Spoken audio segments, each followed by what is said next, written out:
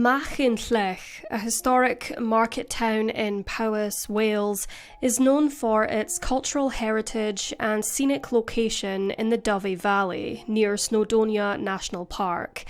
It features landmarks like the Clock Tower and the Owain Glendower Centre and is home to the Museum of Modern Art, Wales. In 2012, the sleepy town became subject of national headlines when a 5-year-old girl vanished without a trace. April Sue Lynn Jones's parents described her as a bright, happy and loving little girl. They often spoke about her infectious smile, her bubbly personality and her love for life.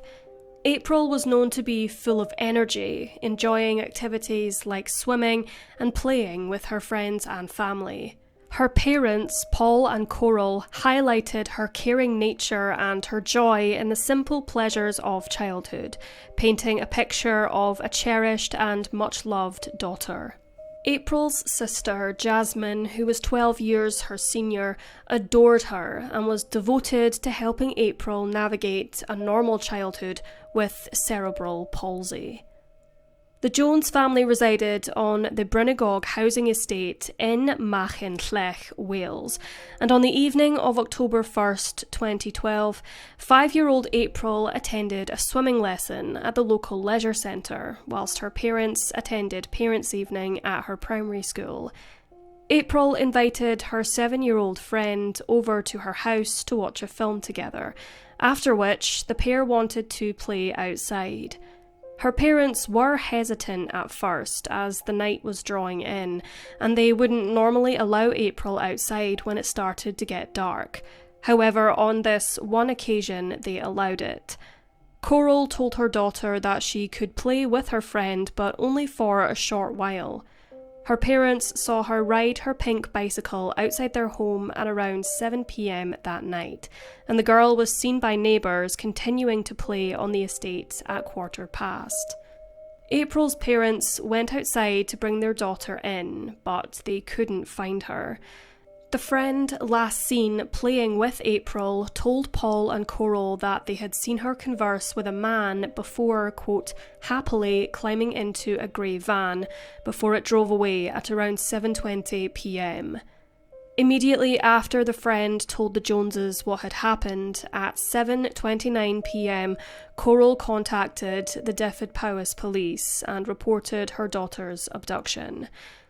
An officer arrived at the Joneses' residence 8 minutes later, where it is quickly established that the incident was, quote, serious and critical. The investigation was immediately upgraded, and more officers arrived at the Brynigog estate to conduct a large-scale search for April and to question neighbours. Hundreds of locals joined the police to search for the missing schoolgirl as night enveloped the Welsh town, but despite their efforts, April was not found. Meanwhile, a manhunt for her abductor got underway. A first in the UK, a child rescue alert was posted across the country to make other police forces and the public aware of April's abduction. As the search for April continued on October 2nd, investigators behind the scenes managed to obtain a description of the abductor from the child who had seen her kidnapping. The person of interest was identified shortly afterwards as Mark Bridger, a 46-year-old man who had moved to Canis, a village 3 miles away, just 5 weeks earlier. Bridger's grey left-hand drive Land Rover Discovery was seen in the vicinity of Manhunt during the timeframe of April's abduction, and he was seen speeding away from the Brynigog estate at around 7:20 p.m. on the night in question. Witnesses saw Bridger's vehicle arrive home at around 8:30 p.m, leaving almost an hour unaccounted for. His drive home should have taken no longer than 10 minutes. Shortly before 9 a.m. on October 2nd, as the search for April continued, Bridger was seen close to a riverbank carrying a black sack, with the witness saying it appeared that something was in the bag. Later that same day, Bridger took his car to a garage to, quote, be repaired before he decided to aid in the search for April. It was around the same time that detectives delved into Bridger's background in order to establish if he was, without doubt, involved in the kidnapping. As the days passed with no sign of April, her parents made an emotional plea to the public to help find their daughter, asking anyone with any information to come forward. The Prime Minister at the time also appealed for information. Search and rescue teams were deployed across the vicinity using specialist equipment. The search for April lasted months, going into 2013, but sadly no trace of her was found, despite intense search efforts. The search was called off in April of 2013, ending the largest scale missing persons search the UK has ever seen. At noon on October 2nd, not even 24 hours after April's abduction, police visited Mark Bridger's cottage, but he did not appear to be home. Police forced their way into the house, only to be met with the smell of detergent, and it was noted that the house was very hot inside. Forensic investigators scoured the property for clues, and in doing so, found traces of blood belonging to April in the bathroom, under some carpet and by the wood-burning stove, despite near meticulous efforts made by Bridger to clean up the scene.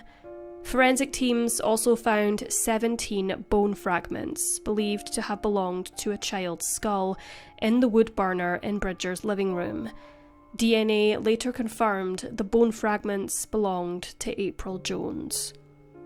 Mark Bridger was arrested on the afternoon of October 2nd and taken in for questioning by Dyfed Powys police, where he claimed to have accidentally hit April with his car, but due to being intoxicated and in a panic state, he could not remember where he buried her remains. By October 5th, Dyfed Powys police informed the public that they were now looking at a murder investigation, despite the fact that April's body had not been found. Bridger was subsequently charged on October 6th with abduction, murder, and attempting to pervert the course of justice. On October 8th, 2012, Bridger appeared before the magistrates in Aberystwyth, where he was also charged with unlawful concealment and disposal of a body. He was then remanded in custody at HMP Manchester, known as Strangeways, before appearing in Carnarvon Crown Court on October 10th. In addition to the forensic evidence found at Bridger's cottage, police discovered extensive amounts of illegal child images on his computer. Photographs of the murdered schoolgirls Holly Wells and Jessica Chapman, who were killed in Soham in 2002, were found on his hard drive, as were photographs of Jasmine Jones and her sister April. Though the family had no connection to Bridger, Jasmine told the media several years after her sister's murder that he had tried to add her as a friend on Facebook prior to the murder. Later campaigning by the Jones family, alongside several national newspapers, resulted in search engines modifying the way in which they block content with searches relating to child abuse images. Bridger had previous convictions for firearms offences and theft before he moved from England to Wales in the 1980s, where he was charged with further offences including criminal damage and driving without valid insurance.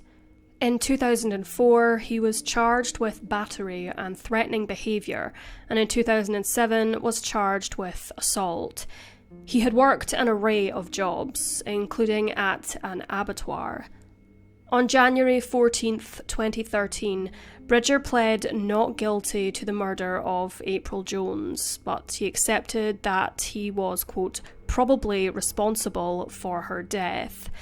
His trial at Mold Crown Court was delayed by 2 months by the defence team, who looked to pursue further inquiries, meaning the trial began on April 29th rather than February 25th as initially planned.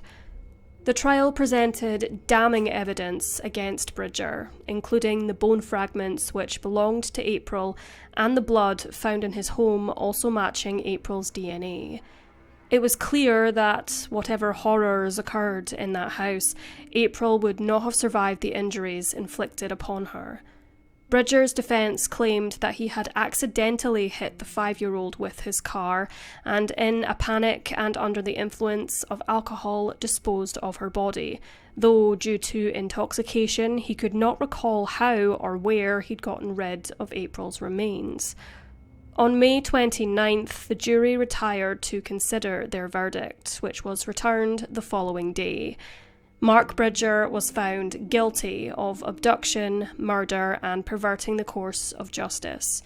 He was sentenced to a whole life order, meaning he will spend the rest of his life behind bars. Just weeks after he began his sentence, Bridger was attacked by a fellow prisoner, which left him with significant face and neck injuries.